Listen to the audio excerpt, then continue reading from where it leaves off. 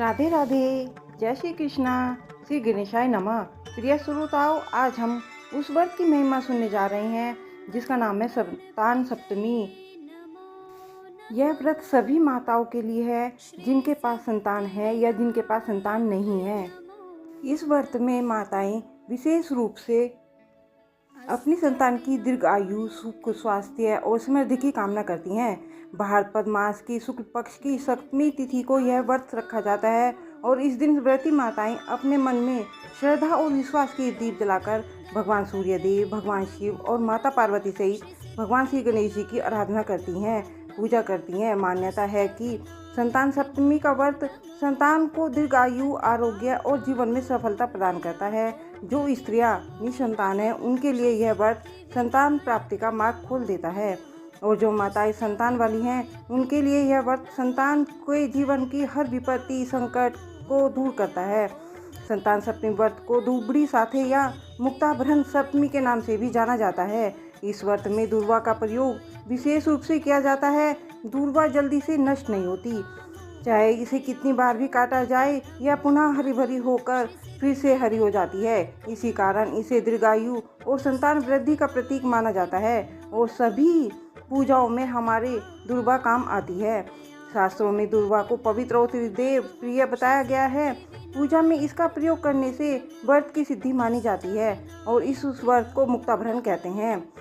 मुक्ताभरण का अर्थ होता है बंधन से मुक्ति और इस व्रत को करने से संतान पर आने वाले मृत्यु, ग्रह, रोग, दोष और विपत्ति जैसे बंधनों से भी मुक्ति मिलती है। आइए प्रिय माताओं बहनों, आज की कथा से पहले हम सभी अपने मन को एकाग्र करें और इस भावना को जागृत करें कि यह व्रत केवल नियम और विधान पर नहीं बल्कि माता पिता की अपने बच्चों के लिए अटूट ममता और वात्सल्य का प्रतीक है। यह व्रत भगवान पर साक्षात विश्वास जताता है। हे भगवान, हे शिव, हे आदि शक्ति माँ दुर्गा, हे जगत जननी माँ पार्वती, भगवान सूर्य नारायण, आज हम सभी माताएं और बहनें आपके चरणों में श्रद्धा से नतमस्तक हैं। हम आपसे प्रार्थना करते हैं हमारी संतानों को दीर्घायु, उत्तम स्वास्थ्य और सुखद भविष्य प्रदान करें। उनके जीवन से रोग, शोक और बाधाएं सदा दूर रहें। जिन स्त्रियों के आंगन में अभी संतान की किलकारी नहीं गूंजी है उन्हें संतति सुख का आशीर्वाद प्रदान करें। हे देव, हम सबकी गोद सदा हरी भरी रहे और हमारी संतानों पर आपका आशीर्वाद सदैव बना रहे। हमारा परिवार धर्म, भक्ति और संस्कारों से परिपूर्ण होता रहे। आइए अब सुनते हैं कथा। एक दिन महाराज युधिष्ठिर ने भगवान श्री कृष्ण से कहा, हे प्रभु, कोई ऐसा उत्तम व्रत बतलाइए जिसके प्रभाव से मनुष्य अनेकों सांसारिक क्लेश दुख दूर होकर वे पुत्र और पौत्रवान हो जाएं। यह सुनकर भगवान श्री कृष्ण बोले, हे राजन, तुमने बड़ा ही उत्तम प्रश्न किया है। मैं तुमको एक पौराणिक इतिहास सुनाता हूँ, ध्यानपूर्वक सुनो। एक बार लोमश ऋषि वृषराज की मथुरापुरी में वसुदेव जी के घर गए। ऋषिराज को आया देखकर वे दोनों अत्यंत प्रसन्न हुए और उनको उत्तम आसन पर बिठाकर उनका अनेक प्रकार से वंदन और सत्कार किया। फिर मुनि के चरणोदक से अपने घर और शरीर को पवित्र किया। वह प्रसन्न होकर उनको कथा सुनाने लगे।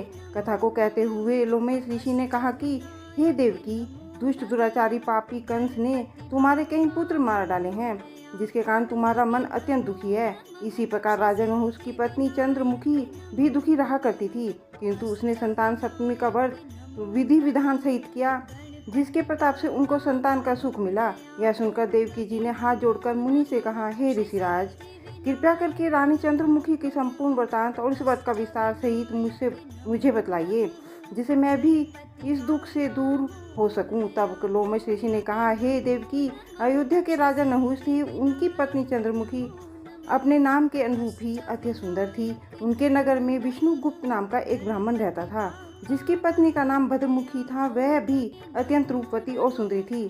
रानी और ब्राह्मणी में अत्यंत प्रेम और मित्रता थी।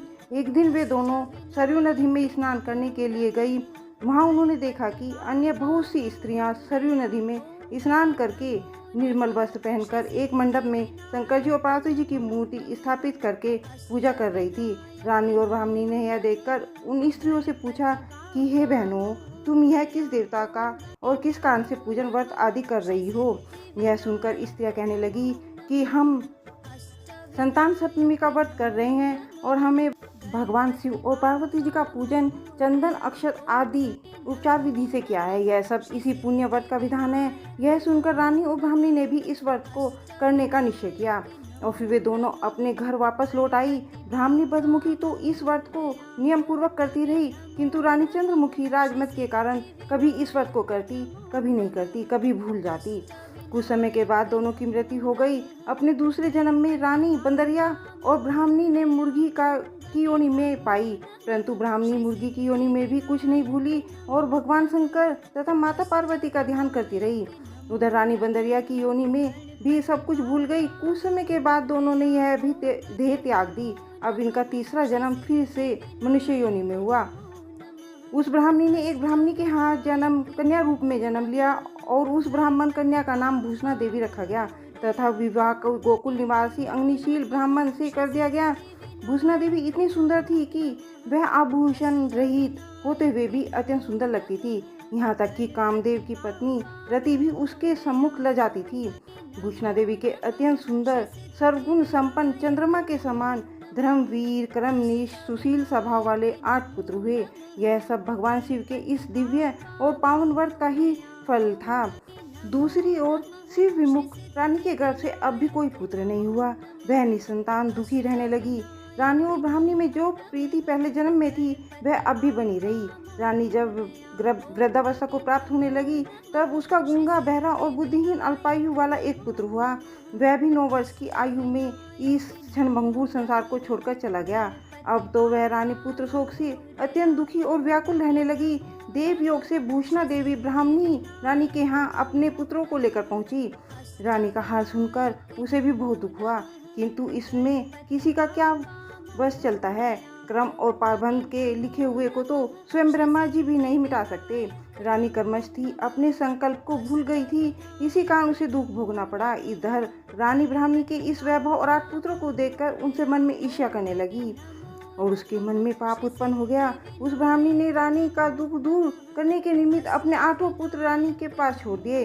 रानी के पाप के वशीभूत होकर उन ब्राह्मणी पुत्रों की हत्या करने के विचार से लड्डू में विष मिलाकर उन सभी को खिला दिया, परंतु भगवान शंकर और माता पार्वती की कृपा से एक भी बालक की मृत्यु नहीं हुई। यह देखकर रानी को अत्यंत ही आश्चर्यचकित हो गई और इस रहस्य का पता लगाने की उसके मन में ठान ली। इधर भगवान की पूजा से निवृत्त होकर जब भूषणा देवी रानी के पास आई तो रानी ने उससे कहा, मैंने तुम्हारे बालकों को लड्डू में जहर मिलाकर खिलाया, लेकिन इनमें से एक भी नहीं मरा।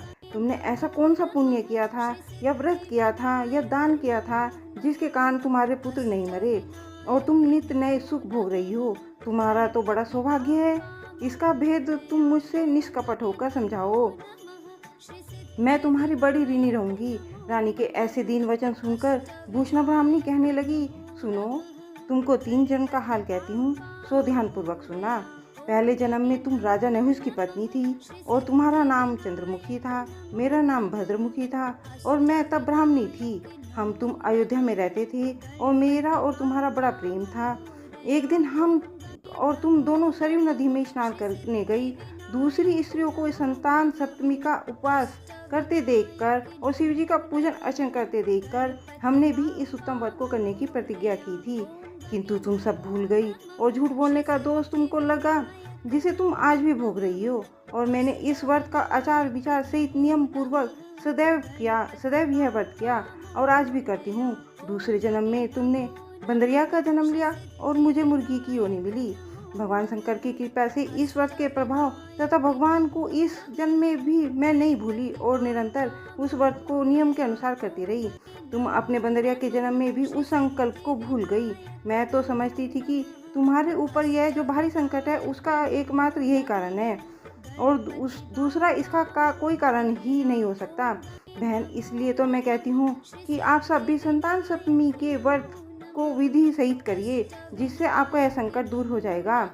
लोमन ऋषि ने कहा, हे देवकी, भूषणा ब्राह्मणी के मुख से अपने पूर्व जन्म की कथा तथा व्रत संकल्प इत्यादि सुनकर रानी को पुरानी सारी बातें याद आ गई और जब वह सच्चे मन से पश्चाताप करने लगी तथा भूषणा ब्राह्मणी के चरणों में पड़कर क्षमा याचना करने लगी और भगवान शंकर माता पार्वती जी की अपार महिमा के गीत गाने लगी, उसी दिन से रानी ने नियमानुसार संतान सप्तमी का व्रत किया। जिसके प्रभाव से रानी को संतान सुख भी प्राप्त हुआ और संपूर्ण सुख भोग कर रानी शिवलोक को गई। भगवान शंकर के व्रत का ऐसा प्रभाव है कि रास्ते से भटका हुआ मनुष्य भी अपने रास्ते पर चलने लगता है और अनंत ऐश्वर्य भोग कर अंत में मोक्ष प्राप्त करता है। लोमस ऋषि ने आगे कहा, हे देवकी, इसलिए मैं तुमसे भी कहता हूँ कि तुम भी इस व्रत को करने का संकल्प अपने मन में करो, तो तुमको भी संतान सुख मिलेगा। इतनी कथा सुनकर देवी जी हाथ जोड़कर लोमस ऋषि से पूछने लगी, हे ऋषिराज, मैं इस पुण्यदायी उपवास को अवश्य करूंगी, किंतु आप इस कल्याणकारी और संतान सुख देने वाले उपवास का विधान, नियम आदि विस्तार से समझाइए। यह सुनकर ऋषि बोले, हे देवकी, यह पुनीत उपवास भाद्रपद के महीने में शुक्ल पक्ष की सप्तमी तिथि के दिन किया जाता है। उस दिन ब्रह्ममुहूर्त में उठकर किसी नदी अथवा कुएं के पवित्र जल में स्नान करके साफ स्वच्छ वस्त्र पहनने चाहिए। इसी दिन भगवान शंकर तथा जगदम्बा पार्वती जी की मूर्ति की स्थापना करें। इन प्रतिमाओं के सम्मुख सोने चांदी के तारों का अथवा रेशम का एक गंडा बनाए, उस गंडे में 7 गांठें लगानी चाहिए। इस गंडे को धूप दीप अश्गंध से पूजा करके अपने हाथ से में बांधें और भगवान शंकर से अपनी कामना सफल होने की प्रार्थना करें। इसके बाद 7 पुए बनाकर भगवान को भोग लगाएं और साथ ही पुए अपनी यथाशक्ति और सोने अथवा चांदी की अंगूठी बनाकर इन सबको एक तांबे के पात्र में रखकर उनका षोडशोपचार विधि से पूजन करके किसी सदाचारी धर्मनिष्ठ सुपात्र ब्राह्मण को दान में दें। उसके बाद 7 पुए स्वयं प्रसाद के रूप में ग्रहण करें। इस प्रकार इस व्रत का पारायण करना चाहिए। हर साल की शुक्ल पक्ष की सप्तमी तिथि के दिन, हे देवकी, इस व्रत को इस प्रकार नियम पूर्वक करने से सभी पाप नष्ट हो जाते हैं और सौभाग्यशाली संतान उत्पन्न होती है तथा अंत में शिवलोक की प्राप्ति होती है। लोमस ऋषि कहते हैं, देवकी, मैंने तुमको संतान सप्तमी का व्रत संपूर्ण विधान सहित वर्णन किया है, उसको अब तुम नियम पूर्वक करो, जिससे तुमको उत्तम संतान मिलेगी। इतना कहकर भगवान आनंदकंद श्री कृष्ण ने धर्म अवतार युधिष्ठिर महाराज से कहा, हे युधिष्ठिर, लोमस ऋषि ने इस प्रकार हमारी माता देवकी को शिक्षा देकर चले गए। ऋषि के कथन अनुसार फिर हमारी माता देवकी ने इस व्रत को नियम अनुसार किया, जिसके प्रभाव से हम उत्पन्न हुए। यह व्रत विशेष रूप से स्त्रियों के लिए फलदायी है, परंतु पुरुषों को भी समान रूप से कल्याणकारक है। संतान सुख देने वाला, समूल पापों का नाश करने वाला यह उत्तम व्रत है, जिसे स्वयं भी करें और दूसरों को से भी कराने की प्रेरणा दें। नियम पूर्वक जो कोई इस व्रत को कथा पढ़ता है अथवा दूसरों को सुनाता है, भगवान शंकर तथा माता पार्वती की सच्चे मन से आराधना करता है, निश्चय ही अमर पद प्राप्त करके अंत में वह शिवलोक को जाता है। अब कथा समाप्त हुई। बोलिए गौरी शंकर भगवान की जय। अब हम सभी मिलकर सच्चे मन से क्षमा याचना करेंगे।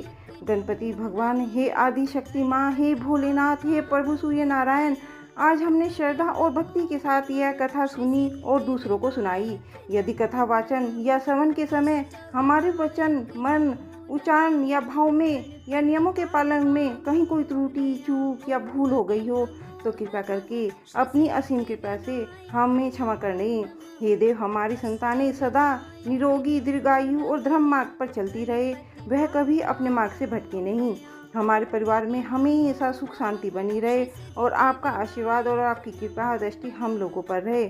सभी प्रेम से बोलिए संतान सप्तमी व्रत की जय।